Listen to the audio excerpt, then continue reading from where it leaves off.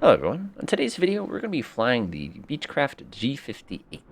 Now, this is a pretty classic airplane as far as Microsoft Flight Simulator is concerned, and I figured this might be a pretty good time to go ahead and take a look at it. So our current location is far, far, far eastern Russia here. You can see the Emma River not too far south from us. This is going to be a relatively flat zone, and it's just kind of neat to see this part of the world because I feel like we don't do a lot of flying on this end. So let's go ahead and get started. So first things first, when we have an aircraft like this, you have to remember we're dealing with double of everything, and we still have to worry about all the usual stuff. But that being said, a Beechcraft 58, or a Textron 58 is what it's going to be known now, is not a very big airplane. I mean, you're just kind of taking a quick little look at it. Looking from here to here, you realize you really got to like the guy you're sitting next to. We do have a few seats in the back, but again, think about this as sort of like a jacked up, Beechcraft, I'm trying to think of the best equivalent here, like a Bonanza. In the early days, this was actually called a twin Bonanza, because that's literally what it was. All right, let's go ahead and get this thing started. So this one's pretty easy to use as far as starting and all that other good stuff goes. I have a copy of the checklist that I'll be using today. It is available on the comments below. So first things first, we're going to go kind of make our way. We do our usual pre-flight. You go around, test the controls, make sure everything's working okay. Then you go ahead and climb inside. First thing we're going to do is we're going to start on this side, and we're going to turn on both of our alternators, which are these two switches here. Notice that you have an extra position for the alternators, which is a bus tie mode, but we're going to leave that out. Next, what we're going to do is we're going to flip on both of our battery switches, and notice we are a dual battery setup here, which is actually pretty exciting. If you start getting a bunch of angry beeping noises, you can go ahead and bop that button right there, make everything kind of quiet down, make our lives a little bit simpler. What we do like to do is we want to make sure the propeller synchronization is actually turned on by default. This is interesting for this particular aircraft, and it's actually fairly unique the way that that works. We're going to check to make sure we have enough voltage for a start. Taking a look real quickly, everything looks pretty good to me. We're going to go ahead and make sure our anti-collision light is turned on, swinging down here. You can see we have a wing ice, we have all the different landing lights, we got our taxi lights, flood, everything. We're going to go ahead and pop on our beacon light. Now just kind of let everybody know around us that we're getting ready to go. We're going to make sure our landing gear is in the down position. We have 3 green. And we're going to make sure our blue handle, which is propeller, is all the way in the forward position. I'm just going to confirm that on my end as well. Next thing you know, we're going to go ahead and take our mixture controls and we're going to slap them all the way forward. Looks pretty good here. You can see that 100%. Next thing you know, we're going to go ahead and turn on the fuel boost pump. We just got to click it on for a moment, wait for it to kind of warm up a little bit, and that's going to basically prime our engine for us. What we're going to do now is we're going to push the throttle about, close it, and then we're going to bop it up about 1/4 of an inch or about 1/2 an inch, which is going to be about that far for those people who are interested. And now all we have to do is just crank it until it starts. That's really all there is to it. Clear prop, of course. We're going to stick our key in this side. We're just going to sit here and go. Now, the neat thing with 2 throttle setups is you have to actually control both throttles. I lost it. It's just like the real world. I love it. Just a little bit more power. Just a little bit more power. Come on. There it goes. We lost that again. Go ahead and mixture. We got to lean our mixture. Well, we got a little bit of altitude under us today, so we're going to go ahead and crank that one more time. And of course, you're probably sitting there going, why did it not start? Aha! You have to turn the fuel on first. Now, an interesting thing about the checklist that I actually used for this purpose is that it didn't actually include that step, which I thought was a little interesting. So I'm going to go ahead and pop this on. So now that the fuel's turned on, let's do it right this time. And we start up no problem. Nice. Okay, we're going to go ahead and start up the other engine now. Again, same exact process. I'm going to crank it. And it's going to go ahead and catch. You can tell it catches when your manifold pressure suddenly dies on you. Now, pretty much like every aircraft you've ever flown ever, you want to get your RPM right around 1,000 or so. That's going to be kind of ideal. Again, you're just warming up the engine and preventing the spark plugs from accumulating any nastiness. All right, now that everything is good, normally what you want to do is confirm that everything is working okay as far as electrical power and stuff like that. We'll check that in a minute. Okay, so now that we're good to go, I'm just going to go ahead and check everything. Now we're going to go ahead and flip on our avionics switch, which is a switch down here. Boop. As soon as you do that, usually in the real plane, you get a million little beeping, booping noises. Don't panic. Come over here. There's a little tiny soft key. Go ahead and mash that button, and that's going to give us our conventional display. So now we have our PFD and we have our MFD. Everything's looking pretty darn good so far. One thing I will do is I'll zoom in a little bit to help make our taxiing experience slightly easier. Again, we're going to be coming over here and taking off kind of halfway. I'm going to come to my CDI. I'm going to go ahead and set that to be my GPS, which is exactly the way I like it. Now I'm going to go ahead and set my cruise altitude. We're going to be cruising very high today at 8,000 feet because we have a little bit of ground to cover here. Now that that's all set, I'm just going to confirm everything else is all set. The altimeter, transponder, we want to make sure that's set correctly. We're going to come over here, flip it over to altitude mode, let everybody else know where we are. Fuel selectors, usually that's going to be your option kind of between you. You can actually set this to the cross feed position when you are on the ground. This is considered okay. And the advantage to this, of course, is that now you're going to be burning fuel equally, well, more or less equally from either side of the airplane. It's kind of a handy thing. Now we're going to go ahead and flip on our taxi light to kind of let everybody around us know that, hey, we're going to get going. You might want to get out of our way. Boop. And now we're going to confirm our oil temperature is good. We're going to give it just a little bit more RPM here. Just check it. Everything looks pretty darn good, and we are ready to go. As usual, you want to go ahead and call it for taxi permission. You don't want to just kind of choo-choo like I'm about to, but I'm just going to choo-choo and chop these guys up as always. All right, and we are kind of going here. Normally, you could use differential braking to get a little bit more turn, and here's our first victim. Kind of reminds me of Indiana Jones. All right, moving on. So we're going to go ahead and proceed nice and gently here. Everything is looking perfectly fine. I'm just confirming that everything looks good. Normally in the real world, of course, you'd want to do what they call a run-up, where we're going to go ahead and test out the two engines to make sure everything works nominally. We're going to bypass that step because I've got failures turned off as far as engine failure, like that kind of engine failure turned off. So I'm not going to worry about that too much. One thing you do want to confirm before takeoff, I'm just going to kind of zing by real fast, is you want to make sure the flaps are in the up position in this way. You want to go ahead and make sure you do your briefing. You want to make sure your landing light's set. You want to make sure that you've got stuff with your cowl flaps. Cowl flaps? What's cowl flaps?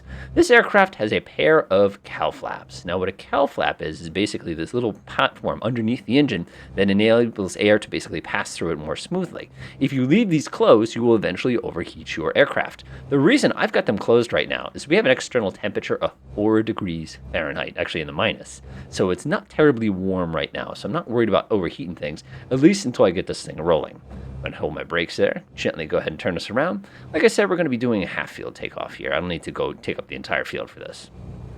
All right, line ourselves up nice and smoothly. Again, this thing just wants to go. And we're going to go ahead and hold the brakes right there and stop early. Okay, let's go ahead and get everything ready to go. So we're going to go ahead and flip off our taxi light, get our landing light into the on position. Now, cowl flaps here, you're going to want to slap them all the way open. So we're just going to jam them all the way open. Smart folks, by the way, will bind this to a key to make this process a little bit simpler. So, of course, the moment you open your cowl flaps, now we run the risk of overcooling the engine. So you have to be kind of careful here. I'm going to make sure my ice protection is set correctly. Lucky for us, we only have one that we need to worry about. I'm going to go ahead and come over here, pitot heat on. It's a bummer we can't do that one. We're going to gently taxi on. Again, normally you do your quick little run up and make sure the engines are behaving. But for this one, I'm not going to worry about it too much. Generally, when you're doing flights like this, you want to always go ahead and set your timer. To do that, I'm just going to come over here with the FMS and go ahead and bop that button as soon as I give it full throttle for takeoff. Again, we're going to be taking a half field takeoff here. I'm not going to worry about it too much. We're not going to take off with flaps. In this particular aircraft, flaps tend to slow you down. They don't tend to give you lift. Look at how much runway I've got here. All right, I'm going to gently push the throttle all the way forward, press the enter accept button, and now our timer is going.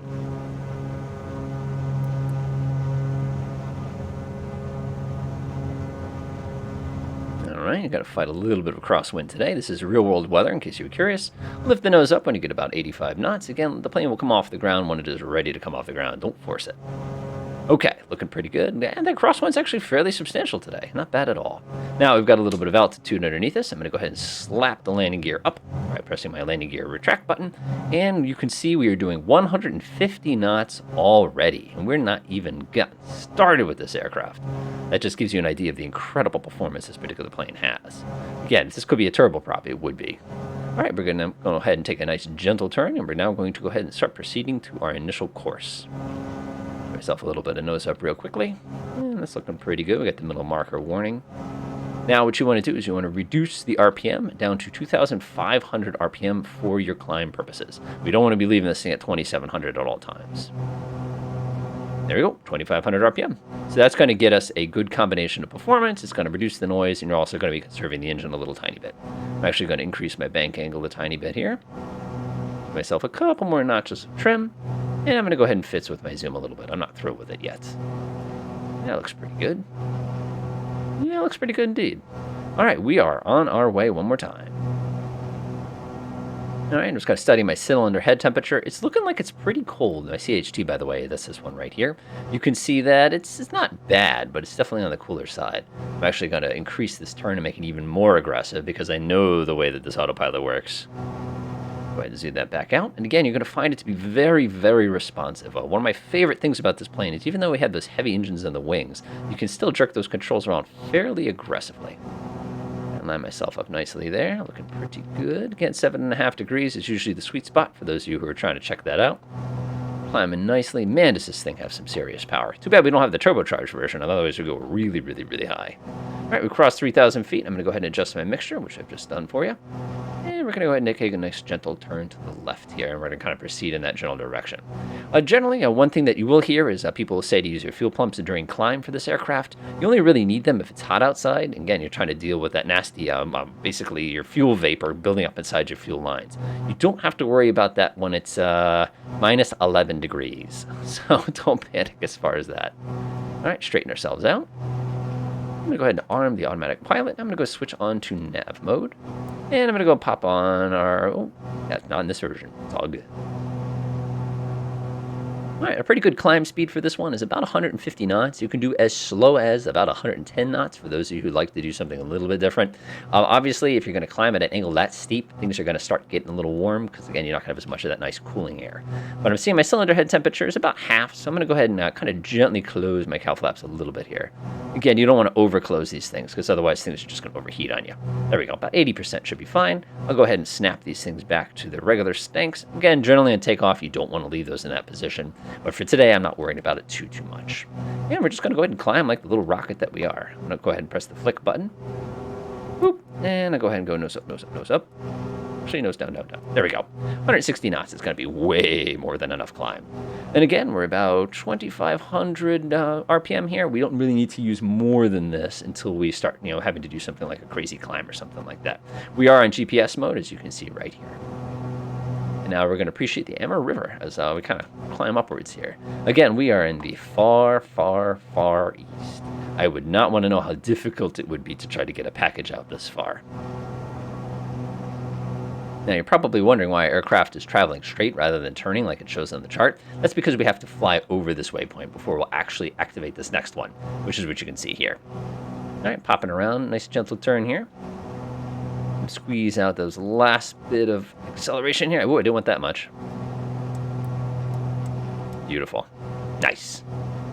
Now, interestingly enough, back in the 80s, Beechcraft released this aircraft called a Beechcraft Duke, which was like this basically high-class executive aircraft, which was a little bit bigger than this. Then later in the 90s, somebody made a turboprop conversion of it. And it's, oh my God, is that a fast plane for something that like you and I would ever be able to sit inside of kind of a thing. All right, we're going to continue our climb. We'll flip on the flight director just so I can kind of snap. I did push the button, right? Well, I see how it is. All right, we're going to be leveling off in just a moment at 8,000 feet, and you can get a pretty good look at the city over here. And again, this is just, like I said, so far to the east here. And of course, we're high up in the latitudes. This is actually 10 o'clock in the morning, and you can still see how it's a little dark. Keep in mind, this is the winter, so none of this surprises me too much. I am flying with real world weather today, just to make things kind of interesting for us. All right, now that we've gotten all that set up, I'm going to start getting ready for cruise.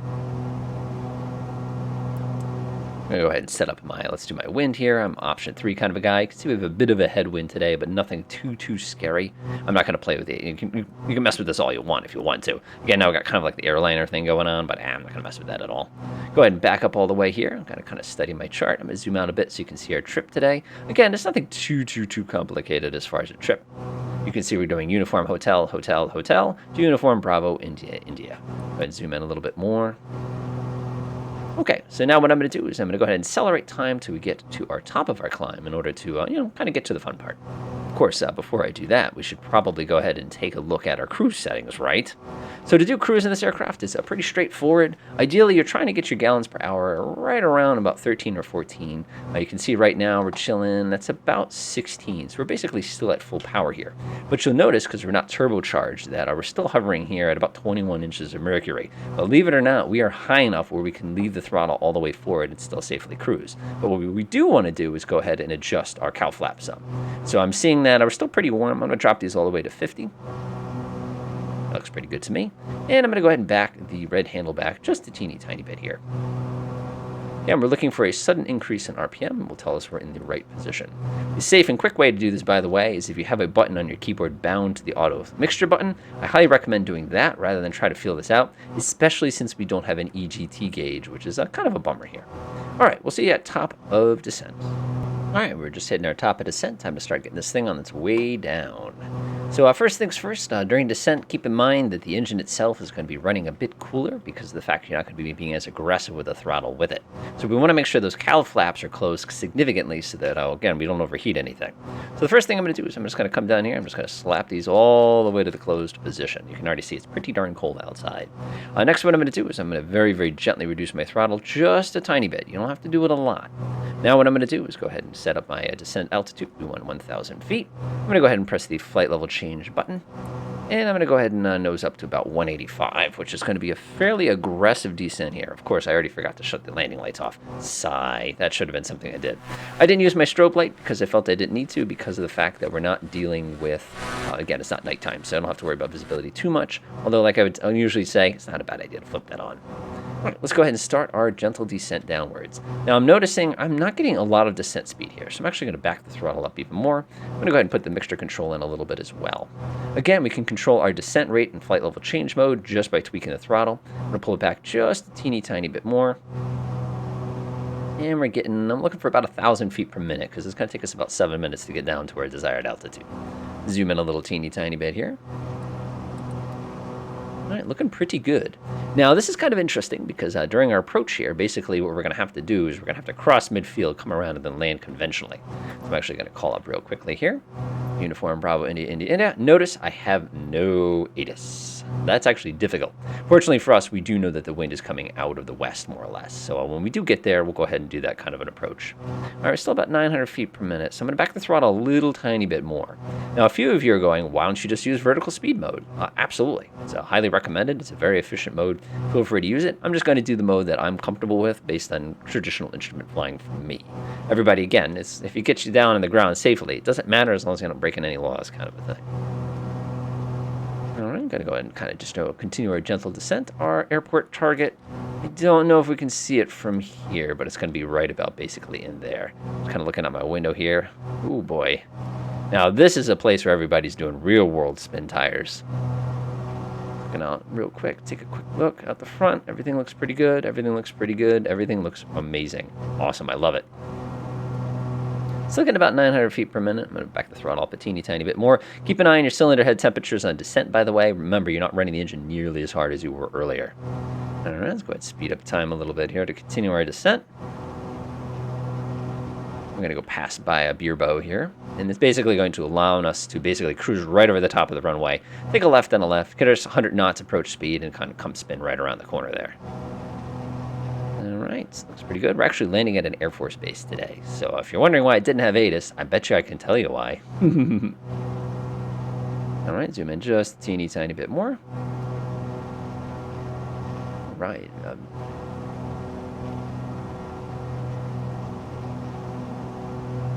This would be the equivalent of, like, flying over, like, Utah, basically, in the United States.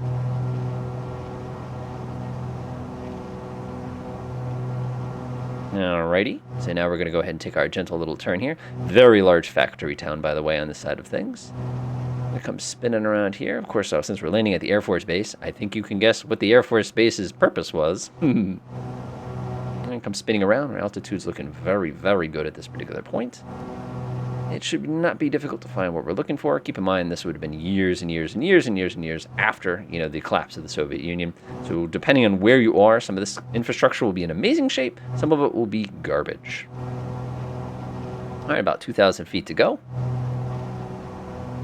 Go ahead and reduce my throttle a little bit here. We're actually going to have to start slowing down fairly aggressively. You'll notice that my throttle has turned white, my little manifold pressure. It's basically saying, hey, by the way, if you do this, we're going to be cooling off quickly. And that's basically why it's doing that. I'm going to go ahead and set my mixture all the way in so it's ready to go. And now it's ready to start preparing my before landing checkoff list here. So basically everything is going to be based on the situation. One thing that you'll notice is we're going to make sure our landing lights are turned on, which I did. Fuel boost pumps should be in the off position. With your landing, you're going to have to really fits with your cow flaps depending on the condition. Again, because the temperature is so tremendously low outside, you basically don't need to use them. There's a common problem looking at the sun in a real plane. I can't pull down the visor. That's what that's for. All right, zooming in a little bit here. Now we're going to lose our last 1,000 feet. Change my altitude mode. We're going to go down to 1,200 feet. Sounds pretty good. I'll do vertical speed mode. 1, 2, 3, 4, 5. And I'm going to back the throttle all the way out, which is usually very dangerous in aircraft like this.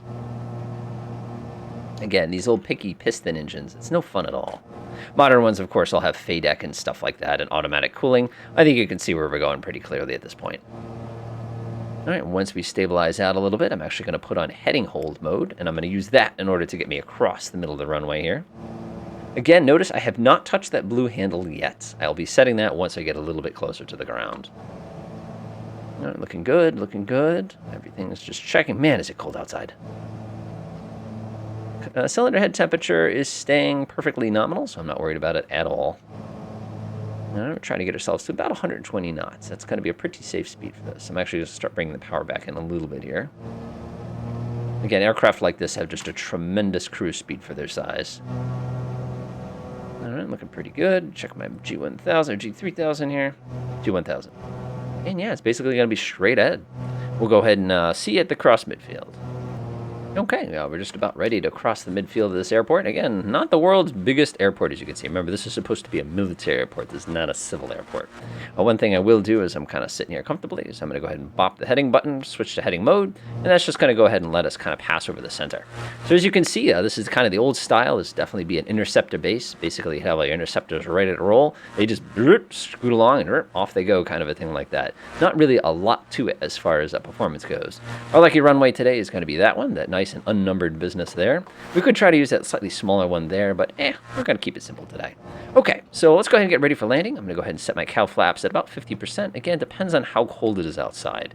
40% seems a little bit safer. Okay, I'm going to shut off the automatic pilot. We're going to go ahead and rotate. I'm already at the correct speed for my flaps, so I'm going to go ahead and put my first notch of flaps down. When you put the flaps down in this aircraft, the big scary kind that basically just sort of fold over, I'm going to go ahead and line myself up like this, and we're going to be entering into, this is basically going to be part of our downwind, and we are already ready to begin our next part of our descent. Reduce power a little bit more, drop the next notch of flaps, slap the landing gear to the down position. Okay, now it's time for some Gunfles action. So we want gas, undercarriage, mixers, propeller, flaps, lights, speed. So I'm going to make sure my right handle is in the correct position. My speed is going to be right around 90 knots. It's going to get us lined up pretty well. Your biggest danger during approach, of course, is if you lose an engine. When you do that, you're going to find asymmetrical thrust very difficult to fight with. So you never want to go too slow during an approach. 90 knots is going to be more than enough for us. I'm going to cross my base leg here. A little too steep for an approach like that. Again, this thing is tremendously sensitive for its size. Here's my base. Give ourselves a little bit reduced altitude. We're going to get a little bit closer. And we're going to go ahead and pull ourselves onto final. Now, the interesting thing about this aircraft is in the real world, when you pull the throttle back to go ahead and land it, it is done flying. This aircraft in Flight Simulator tends to kind of hover a little bit, which again, not a bad thing. It's just, it's a little annoying. We have a pretty substantial crosswind from our left here, but it's nothing too bad. All right, 90 knots is kind of the sweet spot. One last check of everything. Everything's green. Flaps are down. Cow flaps are in a good position. Mixture's set. I'm going to go ahead and increase my propeller all the way up to full power in case it's an emergency. So the blue handle just went slapped forward. Everything's looking good. Going to go bring the nose down a teeny tiny bit. The real plane, of course, when you do back the throttle out, the thing slows down very aggressively because of the constant speed propellers. That crosswind's, it's not bad. It's not bad. Start slowing myself down a little bit. Give myself a little bit of rudder. And we're looking for right around 90 knots there. All right. Kill the throttle. And lift the nose up just a tiny bit. And we are down. Nice. A little easy. Sweet. So I'll go ahead and hit the brakes now. And push the nose forward just a teeny tiny bit. Yes, I know what you're all thinking. Why didn't you land on the other runway? It'll be fine. Don't worry. Okay. Delightful. Okay, as soon as you land this plane, of course, you want to flap those cow flaps all the way to the open position, because the last thing in the world you want to do is closed position, because what you don't want to do is accidentally overheat things. All right, looks pretty good. All right, hopefully this video has been helpful. This is a really, really cool, it's a very, very stable platform. It is wonderful if you're learning how to fly IFR and you want to deal with the two propeller kind of a problem. Generally, I find that I fly the TBM a little more than this because it's just a little bit better performance and it's, you're not having to deal with all this stuff all the time. Other than that, enjoy.